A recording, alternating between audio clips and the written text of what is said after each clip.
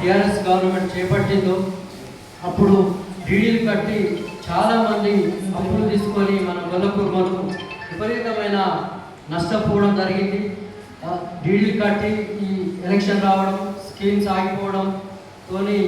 అప్పులు తెచ్చుకొని చాలామంది విపరీతమైన వడ్డీలు పెరగడంతో మా మీద పడి మీరు ఖచ్చితంగా ప్రభుత్వం దృష్టికి తీసుకెళ్ళాలి, మాకు ఏదైనా కనీసం మేము కట్టిన డబ్బులన్నా మాకు ఇప్పించాలి లేదా గొర్రెలన్నా ఇప్పించాలని చెప్పడంతో అది 2 సంవత్సరాల వరకు డీడీలు కట్టిన వాళ్ళ వడ్డీలు బాగా భారం పెరగడంతో ఇక వాళ్ళు భరించలేక డీడీలు వాపసు తీసుకోవాలని వాళ్ళ ఆవేదన మాకు చెప్పడం జరిగింది.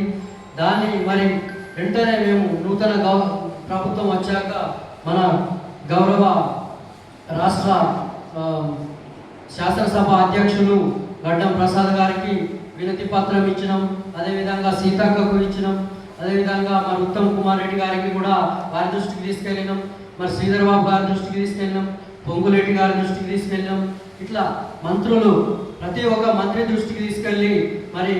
అన్ని కుల సంఘాలను కూడా కలుపుకొని పోతూ మరి మా పరిస్థితి ఏంది, మీరు గొర్రెలు ఇస్తారా, మరి మాకు డీడీలు వాపసిస్తారా అంటే అట్లా కూడా ఒక 2-3 నెలలు చాలా ఇబ్బందిగా పెట్టడం జరిగింది. లాస్ట్గా ధర్నా చేస్తామని అందరూ ధర్నాకు తిరిగే టైంలో అప్పుడు డీడీలు వాపసు ఇస్తామని ప్రభుత్వం ఒక ప్రకటన ఇవ్వడం జరిగింది. ఇది మరి మన తెలంగాణ రాష్ట్ర గొర్రె మేకల పెంపక వృత్తిదారుల సంఘం ద్వారానే ఈరోజు రాష్ట్ర వ్యాప్తంగా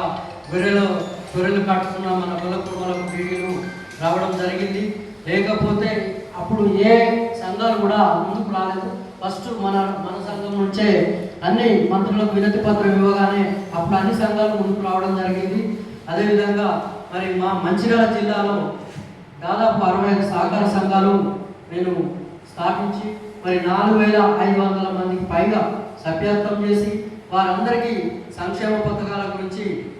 ప్రతి సంవత్సరం సహకార సంఘ వారోత్సవాలను మరి దాదాపు 1000 నుంచి 1500 మందితోని పెద్ద సభ ఏర్పాటు చేసి సంఘాల సొసైటీల అధ్యక్షులని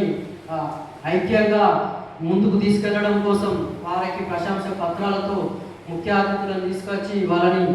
చాలా ఉత్సాహపరుస్తూ ఇలా మంచిర్యాల జిల్లాలో చాలా అనేక కార్యక్రమాలు చేయడం జరిగింది.